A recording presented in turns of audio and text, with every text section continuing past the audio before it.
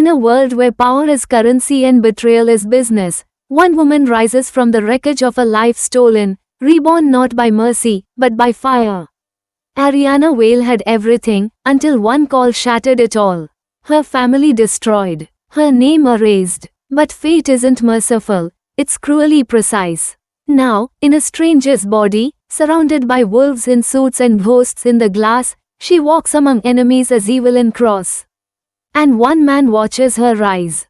Cassian Wolf, brilliant, dangerous, untouchable. He doesn't save people, but he might just fall for the storm she becomes.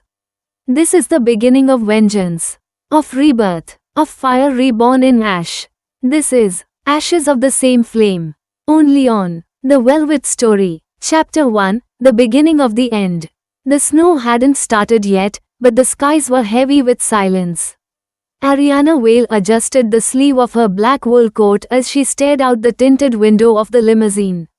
The city rolled by in silver blurs, skyscrapers crowned with steel. People moving like ants below, the kind of cold only money could keep at bay. In the seat across from her, her father's voice rumbled low over a secure call, discussing international logistics. Her mother was reviewing notes on a sleek tablet, calm as ever. Her younger brother, Theo, had his earbuds in, completely disinterested in corporate affairs. Ariana sat straight, one leg crossed over the other, hands in her lap. She didn't want to be here. She didn't want to be engaged.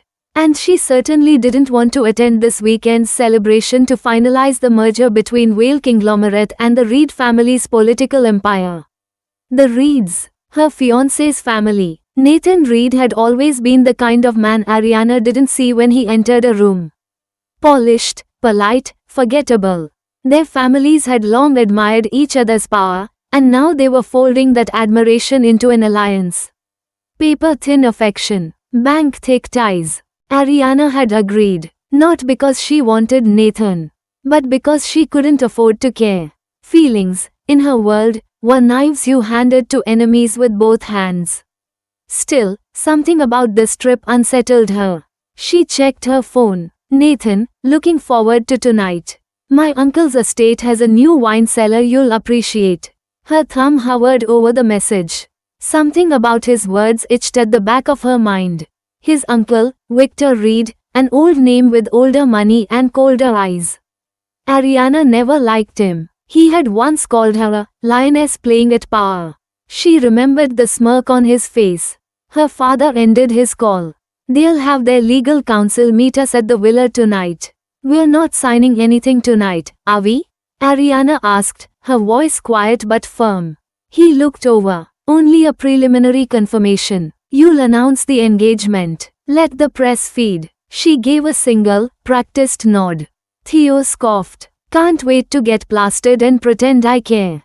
Ariana glanced at him. Don't embarrass us. Relax, Ice Queen, he muttered, popping another piece of gum into his mouth.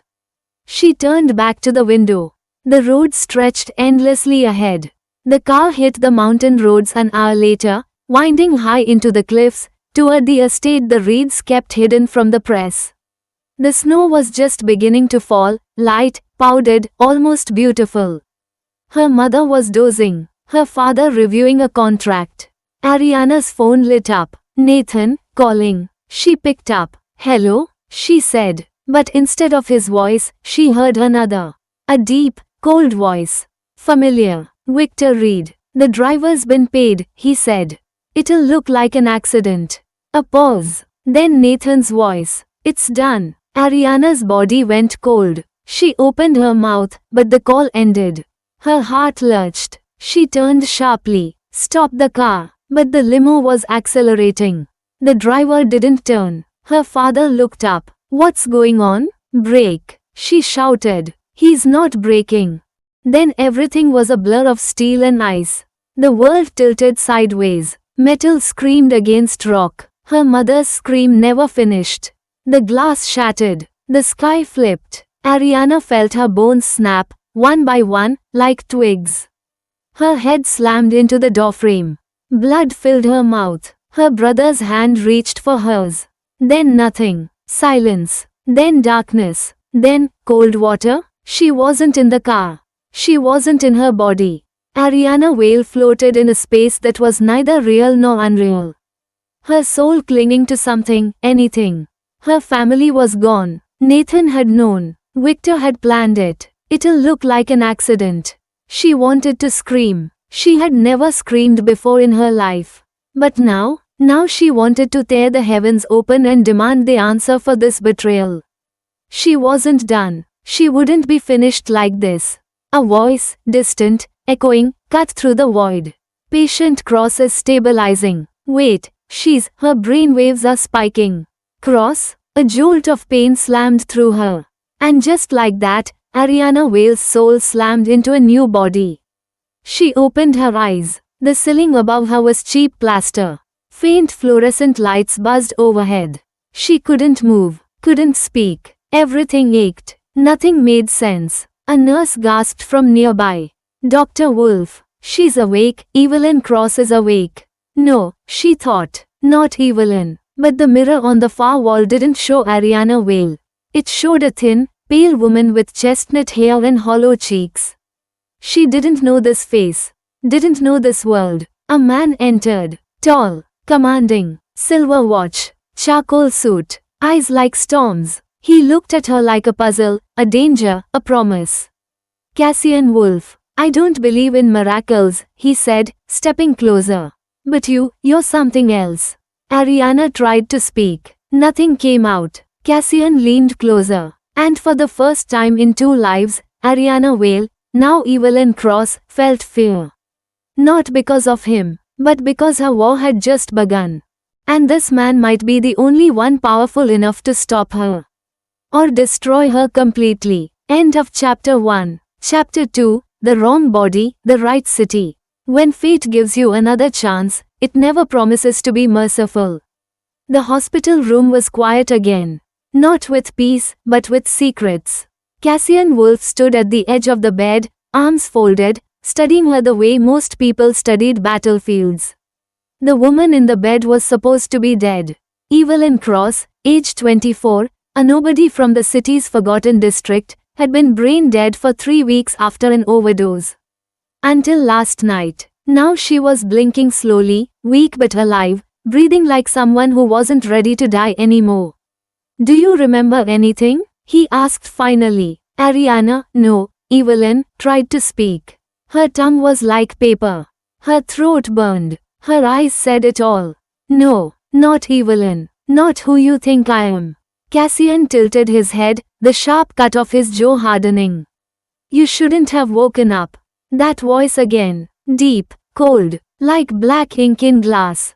She wanted to scream, to tear the machines from her chest and run. But her body wasn't hers. It was weak, fragile. I'll give you a week here, he said, stepping back.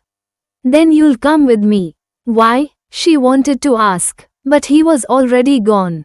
The first 3 days were a blur of pain, headaches, and nightmares. In her dreams, Ariana saw glass, screams, blood running down her mother's face. Theo's hand reaching, her father's phone ringing on the floor of the crushed limo. And then Nathan's voice. It'll look like an accident. She would wake up screaming, clutching the sheets. The nurses thought it was trauma from Evelyn's overdose. But Ariana knew better. She hadn't just survived. She had been resurrected with purpose. She learned quickly who Evelyn Cross had been, no family, no connections. A high school dropout who waited tables and vanished from every record after age 19. Her body had been found in a public bathroom, odoured. They'd called it suicide. Except she hadn't died. Not really. And now, her body belonged to a woman with $1 billion rage and nothing left to lose. Cassian returned on the 4th day. He watched her eat in silence, sitting in the visitor chair across from her hospital bed. Her hands trembled when she lifted the spoon. Her hair was a tangled mess. She was far from the sleek, polished image she used to be. But Cassian saw something different. You are not like her, he murmured. Her spoon paused. What? He leaned in, eyes locked to hers. The Evelyn Cross I pulled out of that alley 3 weeks ago was already gone. She had no fight. But you You are fighting. She said nothing. I don't care who you were, he said, leaning back. Just remember who you belong to now. I don't belong to anyone, she snapped, surprising herself. His eyes darkened with something unreadable. Not yet, he said softly. Then he stood and walked away. Over the next week, Ariana observed. Adapted. Calculated. Cassian Wolf was not a man who did anything without reason. He owned the hospital that saved Evelyn. His name was whispered in every boardroom, every dark corridor of the city's underworld.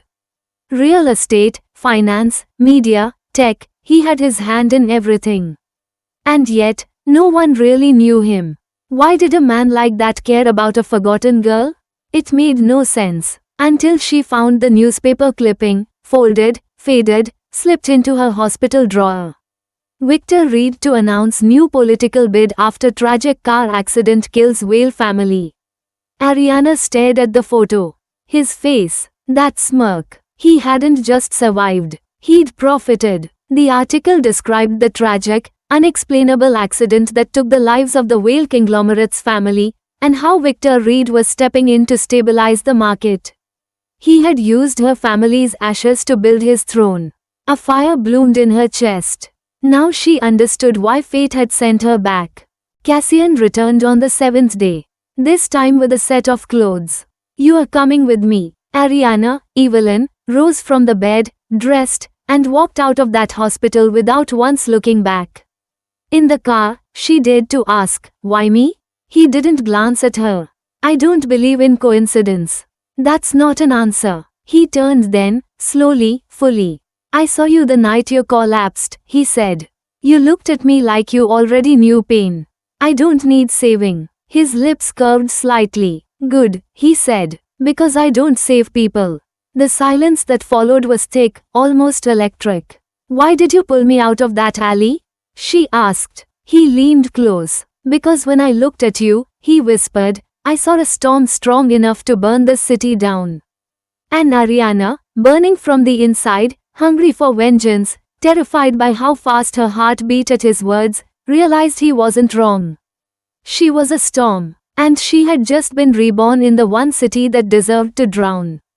End of Chapter 2. Chapter 3, Wolves and Ghosts. You cannot haunt a world that has already forgotten you, unless your return is something far more terrifying.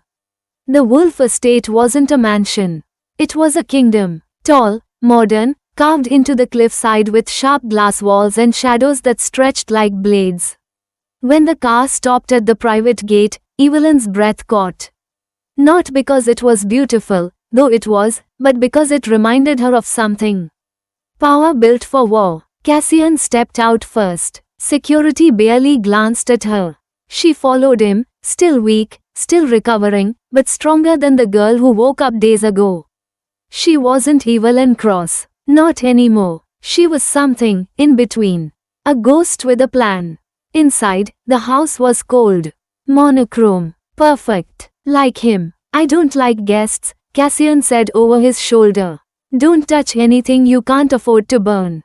She stopped in the hallway. Why did you bring me here? He turned slowly. Because people are watching me, he said. And now they're watching you. You being near me gives you a layer of protection, until you find your legs again. And what do you get out of it? Cassian stepped closer. The air between them shifted. I get to see what you become. Her heart slammed against her ribs. The first night, she didn't sleep. The bedroom was bigger than her old apartment. Soft sheets, floor-to-ceiling windows, but she lay awake on the edge of the bed, staring at the skyline. Remembering how easily her world was erased. She was no longer Ariana Whale. But she remembered everything. She remembered the press conference where her father promised to veto the Reed merger. She remembered Victor Reed's thin-lipped smile. She remembered Nathan's hand on her back the day before she died.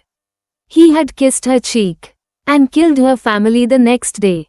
Evelyn clenched her fists beneath the sheets. She wouldn't cry. She'd rebuild. She'd own what was stolen. And then she'd burn it all down. The next morning, Cassian brought her coffee. She blinked at the gesture, caught off guard. I don't drink. You do now, he said, setting it down. She took the cup. Bitter, strong, like him. Cassian sat opposite her, dressed in another ruthless suit, his expression unreadable. I have enemies, he said. The kind that smile in photographs and slit throats in boardrooms. I know the type. You were brain dead. You came back from nothing. Now you are living in the wolf estate. He leaned back. They're going to think you're leverage. Evelyn nodded slowly. Let them. Cassian raised an eyebrow. You want them to come after you? She met his gaze. I want to know which ghosts still breathe. Something flickered in his eyes.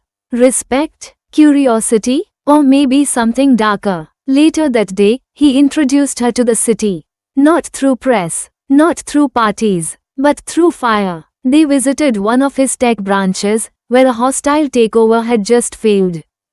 On the drive back, she asked him why he handled business personally. Cassian's answer was simple. Fear is best delivered face to face. They passed by a digital billboard, Victor Reed's face, smiling next to a political campaign. Evelyn's hands curled on her lap.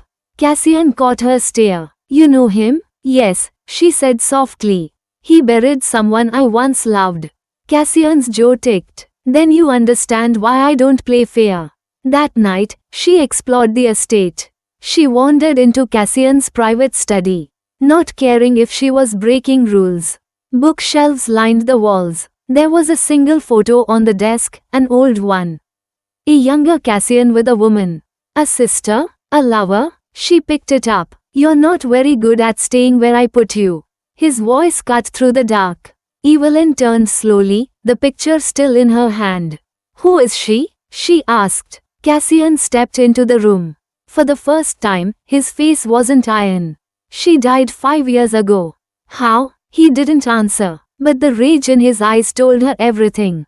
She was taken? Evelyn guessed. Cassian's jaw clenched. By people like Reed. Silence swelled between them. Shared pain. Shared purpose. I want to help you, he said suddenly, stepping closer. But you need to decide if you're a ghost pretending to live, or a weapon learning how to kill. Evelyn looked up at him. I'm both. Cassian stared at her like she was the most dangerous thing he'd ever seen. And smiled. Good. At midnight, she stood alone on the balcony. Below, the city pulsed like a sleeping beast. Ariana Vale had been buried. But Evelyn Cross? She was learning to haunt again. And this time, she wouldn't stop at revenge. She would take it all. The company, the power, even the man who looked at her like she was a myth. And when the moment came to kill the ones who hurt her, she would do it smiling. End of chapter 3. She should have died that night. But death had other plans. In Evelyn's borrowed skin, Ariana Vale rises, not to survive, but to conquer. To take back every piece of power that was stolen. But revenge doesn't come clean. It comes with scars, with ghosts, and with him. Cassian Wolf may be her ally. He may become more. But trust is a weapon, and love is a risk neither can afford. This city buried her once. Now, she will rise and bury them all. You've just heard the first 3 chapters of Ashes of the Same Flame. Subscribe for the next drop.